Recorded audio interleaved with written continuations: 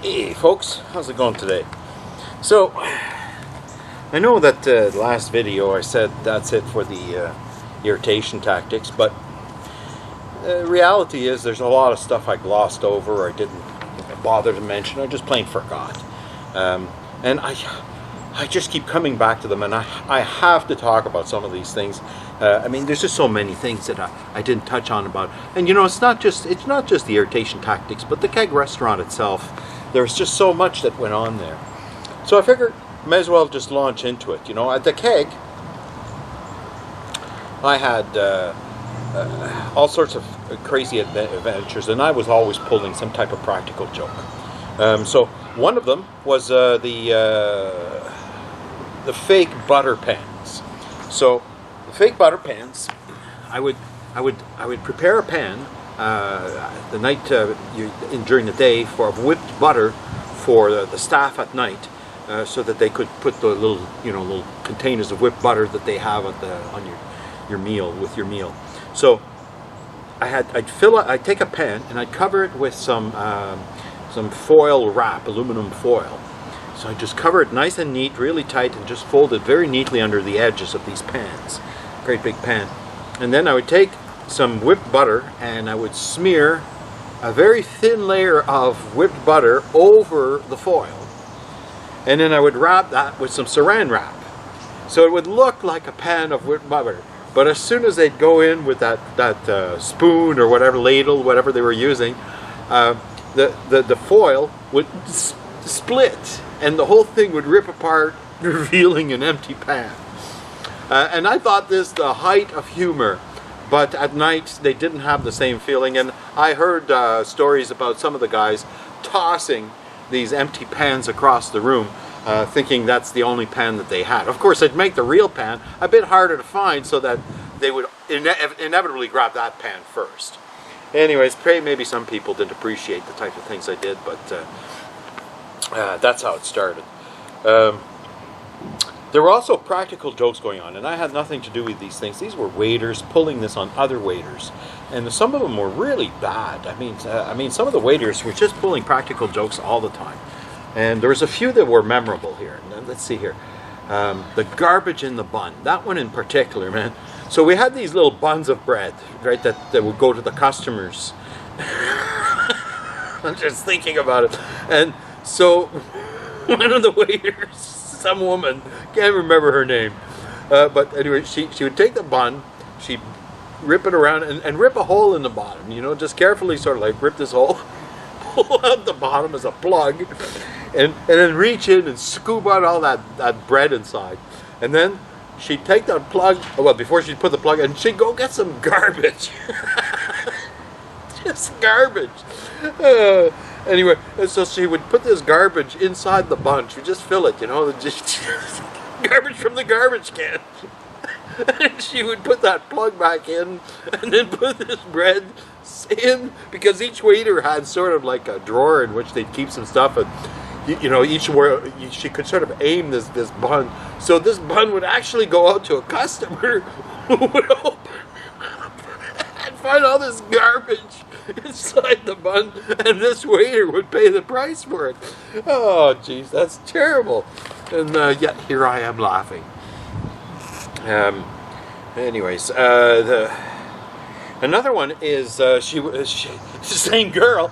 She would have a water jug filled with water, and she would put it underneath the station of the waiter, and she would tie this little string from the handle of the water jug to the handle of the drawer. The drawer the waiters used to keep their paperwork in. So when they'd open the drawer, they'd be standing like this right in front of it, and the water jug would fall and give them soakers. So all night they'd be walking around and sploosh, sploosh, sploosh. Ridiculous. She wasn't very appreciated. Then there was that classic, I hesitate even to mention it, but hey, it's there. We did it. Excuse me. Where what you do is you take a piece of Saran Wrap and you wrap it over a bottle of some sort of beer bottle, a wine bottle, or a wine glass, a beer glass, whatever it is, and you just really wrap it carefully on it, nice and tight, and you rip it off at the edge carefully just leaving the top intact. So anybody trying to pour anything into there will have it spilled all over the place. And we had set up one of my friends, Derek, in the bar, and we had, the waiter goes and he puts the beer next to the beer bottle, glass, and Derek was already a bit drunk, and he grabs the bottle, and the bartender was sitting there back, I remember him sitting back like this, and he's looking at the scene, waiting to see what happens, nobody's going to fall for it. So, but he takes the beer bottle, and he puts it like this, and he actually rests the tip of the beer bottle right on the Saran Wrap. You can see that there's an indentation on the Saran Wrap, but he never notices, and he just starts pouring, and it just pours all over into the counter. And we all, of course, found that quite funny, and he was a bit baffled for about half a second, and that was the end of the excitement. Anyway, so another time, this is just a stupid event, but there was a small accountant room. It was just a closet, pretty well, with just enough room for a small desk and a chair and a phone. And the accountant worked in there, generally speaking. And Eric, there was no, not Eric. Yeah, it was Eric. Not the same original irritating Eric, but it was another guy, a French guy. And he had come in, and he was doing some of the accounting on the weekend. And he'd gone in there, and he came out and he asked me some question. I went in there and closed the door, and we were never able to open that doorknob again. Both of us stuck in that tiny little room trying to get out. And in the end, the only way we could do it, we tried everything on that doorknob, just tried anything. And in the end, we ended up calling the restaurant itself on the other line, so that the phone in the office would ring, and we'd get somebody from the office to come out and get us out of this silly little room. Crazy incident. Anyway, so I also had these irritation tactics that I hadn't mentioned, and the one that's the reason I'm doing this video is because of this one here. Even though it's something fairly small, it's a side suggestion, something I've already talked about, but this is another way of doing it. So this one is called the comparison. So now I've talked about that type of comparisons where you get something wrong, and this is just an expansion on that concept. So in particular, when you're watching a movie with someone or a TV show, it doesn't matter, just look at it, and if you see somebody who looks like that woman's got blonde hair, you can just up and say, is that Farrah Fawcett? Is that John Wayne? Something like that. And say, isn't that John Wayne? And it's not. And there might be some passing resemblance, which is what made you mention that. That sort of looks like it. That haircut is like John Wayne, that type of thing. And that can be quite infuriating after a while. And you can have variations of that. You can get the singer wrong in the songs on the radio. I really like that song. Isn't that... and you mention somebody that it isn't. And that can infuriate people, especially if you do it repeatedly over and over again. You keep getting things wrong. Or attributing actions or statements to the wrong people, the wrong times. And do stuff that's famous so that people know that you're getting it wrong. That can be also infuriating. And there's an extra advantage. If they don't know that what you're saying is wrong, they may well remember it and use it themselves at some point to realize in company somewhere that what they've just said is absolute nonsense. And that's an extra benefit which can get somebody infuriated. By the way, this is an aspect of irritation tactics too. Most people have a watch, but generally people keep the right time on their watch, but I don't. You'll notice I don't wear a watch anymore, and there may be a reason for that. But when I wore a watch, I would have the wrong time on it. It usually would set it off by 1 hour, actually. Either an hour ahead or an hour behind. And it wasn't much of a problem for me because I knew it was off. So whenever I'd look at it, I'd interpret the time and that would be it. But anybody else that would look at my watch without asking would inevitably get the wrong time in their head. And so having that wrong bit of information, it's often and I discovered The first time it happened, I'll be honest, it was just a time change. I had an electric clock or a watch, and I didn't bother changing it. I thought I was lazy. Matt Lazy Principles there. So I would, and I noticed all of a sudden my boss just suddenly, he was standing next to me and he goes, "What? That can't be the time." And he was freaking about, and he was noticing that the time was wrong on my watch. You know, he didn't know. He thought it was like an hour later. And that way I noticed that you can use your watch with the wrong time, and you can tell people it's the wrong time.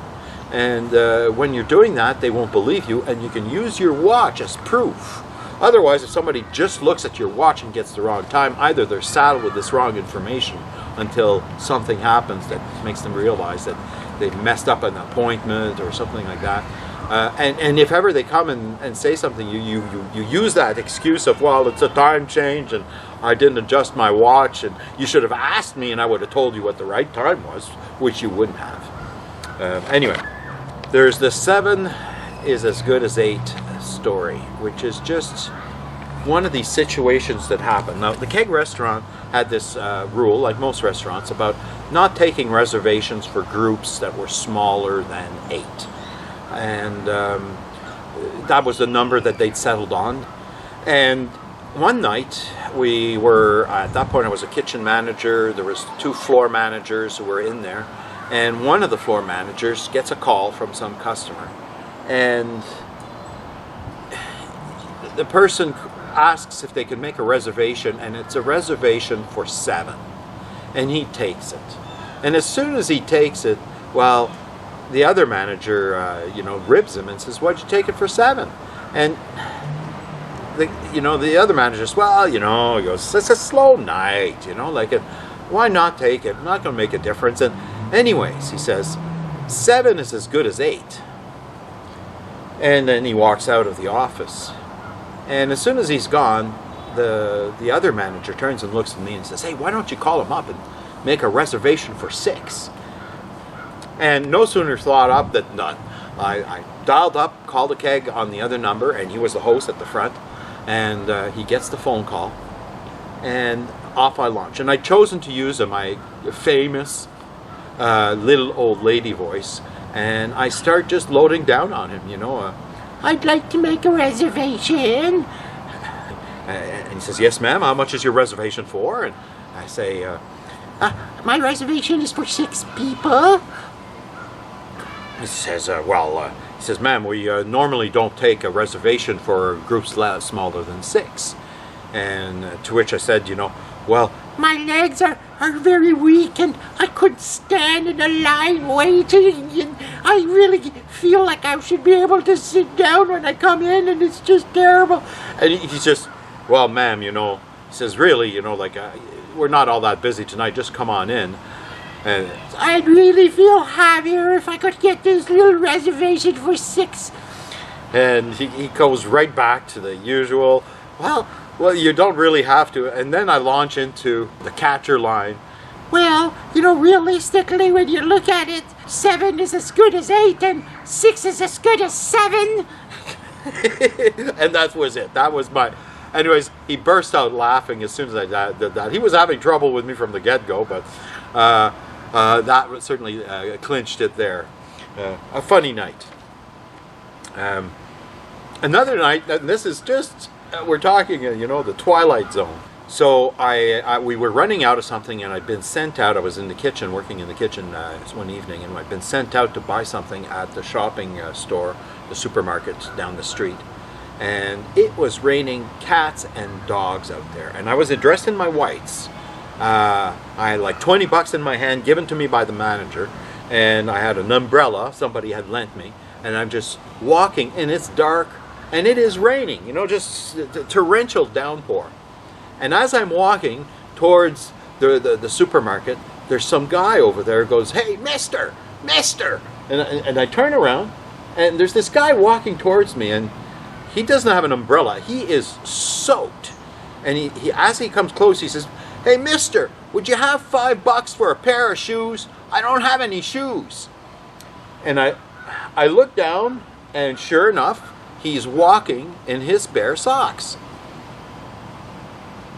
And it was, you know, like the Keg restaurant was located downtown, and there was a lot of bums around who would ask for money, but this one was so out of the blue and uncommon and unexpected. In the middle of a torrential rain, this guy walking around, he had to be just drenched, and the fact that he didn't have any shoes, it seemed, my God, this is terrible. And I would have given him money. I would have given him $20, but I only had the $20. It wasn't mine. I didn't have my wallet, and I couldn't give him any money.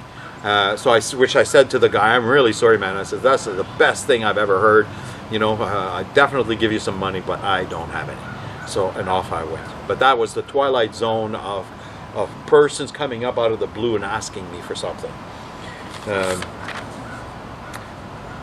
Then there was another practical joke that would happen. There was one of them that was there was a guy at the where the cooks were, the line.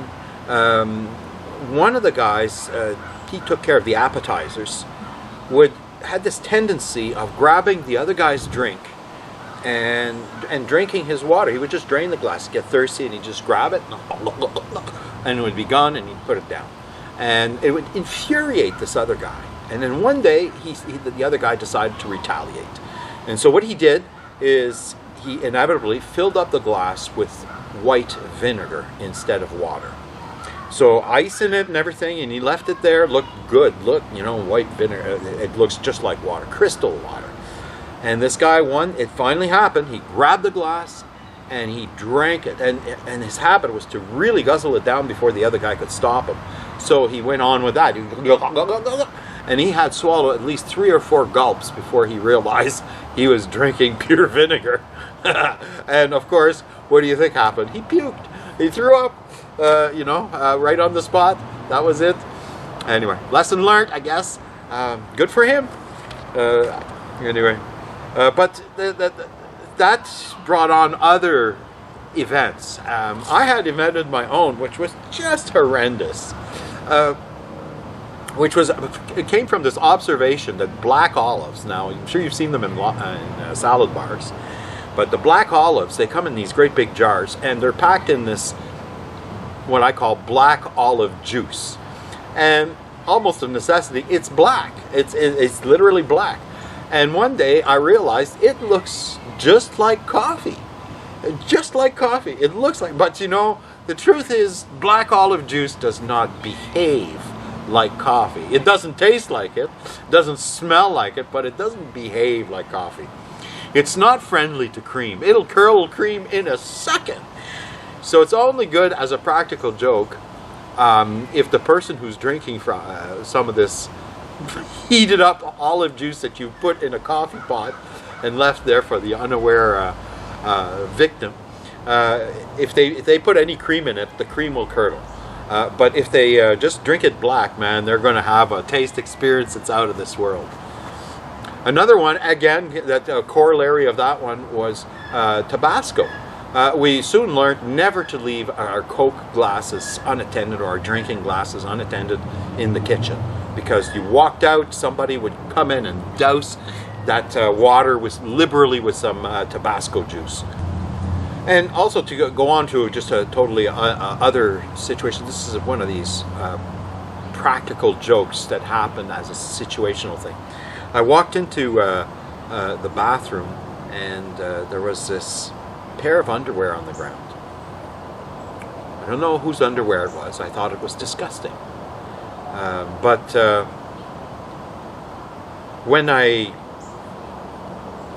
as soon as I saw it, I had this crazy idea, and I decided to act on it. And I opened up the paper towel dispenser next to the sink, and I took the pair of underwear and I dropped it in there so that the material would be where the paper dispenser grab point is.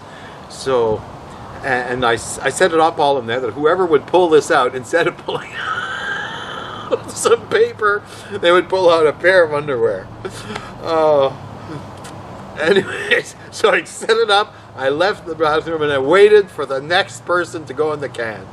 And sure enough, this guy goes in, And, you know, it seemed like a bit of a pervert or something, but I'm hanging by that toilet, listening in, and suddenly, you know, I hear, "What the hell?" And you can just imagine the guy had just grabbed some paper from the paper dispenser and gotten this. And ideally, you're washing your face, you know, after going to the bathroom, and you pull this out, and you go to put it in your face, and you have a pair of underwear. Anyway, it was a terribly bad joke. In other irritation tactics, in the comparison concepts as well, is where I've mentioned these types of things where you get things wrong, and you shoot off into other things, but it's in getting a specific comparison. You compare something to something else, and it's just not a good comparison. Going into the car now, there's another one that's called distract and chastise. And this is one where you set it up and you act it out. So the person is driving, and you'll go, "Oh my God, look at that bird." And you'll point out the window, and you wait for their head to turn and look at whatever it is you're pointing at. Ideally, it's a real item, not some made up one. But the minute they're looking at it, the minute their attention is turned, you go, "Hey, keep your eye on the road. There's a car coming." And it'll infuriate them, you know, because you're the one who got them looking over there. Very irritating. And particularly if done several times. I had a brother-in-law who would sit in the car and he would just read out the signs of the road, whatever was there. He would do it in this boring, monotone voice, and he would just repeat them in the car, and that was terribly irritating as well. Just a side note there of car irritation tactics. Another driving thing is that the concept of turning on your turn signal and then just leaving it on, particularly on the highway when you're driving long distances and there's somebody who's following you constantly behind you. To leave that clicking, and you know, everybody knows there's no turn for the next 20 miles, and your light is click, click, click, click, click. It'll infuriate whoever's following you, and it seems like a legitimate thing that you've forgotten that it's on. You just haven't noticed for whatever reason. I guess I've just got a few things left here that I hadn't mentioned. There was one guy, again on that front line, where they had microwave cooking stuff, and somehow the microwave screen got a tiny little hole, just a little pinhole, just tiny little thing. But the guy who worked at the appetizer, he stood right in front of that, and using that microwave, the microwaves came out and were directed right towards his leg, and it burnt a little hole in his leg, which I always thought was sort of funny, an interesting aspect of that screen. The holes are drilled just small enough to prevent the rays from coming out, but that extra hole that was in there, that was enough, and they came out and burnt his leg. That's a pretty weird thing. And there was also the guy who would come in. He was terrible for this. He never, the whites that you wear, you were issued them at the beginning of the week, and it was your responsibility to keep them going for the week, and you had to keep them clean. And he would come in and he would take his whites and he would toss them in the dishwasher because he had not washed them. And the dishwashers it's great for dishes that have just been used, not so great for whites. He would be walking around dripping wet for a while and not all that clean. Anyway, in closing, I want to talk just a bit about pandemic irritation, and because I did think about the pandemic irritation, and I thought there were three things that stood out right away as tactics that you could use. And the first tactic that I came up with, and just before I launch into any type of tactics about the pandemic, you know, the pandemic is no fun thing. It's not a joking matter, and I recognize that. But on the other hand, you've got to live, and you've got to make light of things, and you've got to have humor in your lives. And this may be a way to bring some of that in there. But anyways, so that being said, one of the irritation tactics that I came up with was the idea of when you're wearing a mask, it's a perfect opportunity to practice your volume control or your clarity of speech. You can start talking like this or be a bit more muffled about what you're saying, and it's going to be totally muffled by the mask, and you can blame the mask on it as opposed to anything else. Another idea that I had was if you pulled on the mask, if it was put on really tight, intentionally so that the mask would go in your mouth and you could talk and it would move the mask and you would see sort of a mask mouth move. I think that that would be quite irritating. And then another one, which was really a takeoff on rules of the road irritation tactics, is the idea that when you download the instructions about what you have to do to keep yourself protected from the virus, there are a lot of very specific rules about a lot of specific activities, day-to-day life stuff. And to require everybody around you to follow those rules to the nth degree might be a way to really waste a lot of time for them and keep them irritated. Of course, that being said, the pandemic is real and it's no laughing matter. So maybe they're obliged to do it as well and they can't stop it. Anyway, on that lack of sensitivity note, I'm going to let you go and thank you for watching another one of these irritation tactic videos. This draws to the end my lists that I have available, so you won't see any more of this stuff. Thanks for watching, thanks for joining me in this memory, and we'll see you in the next one.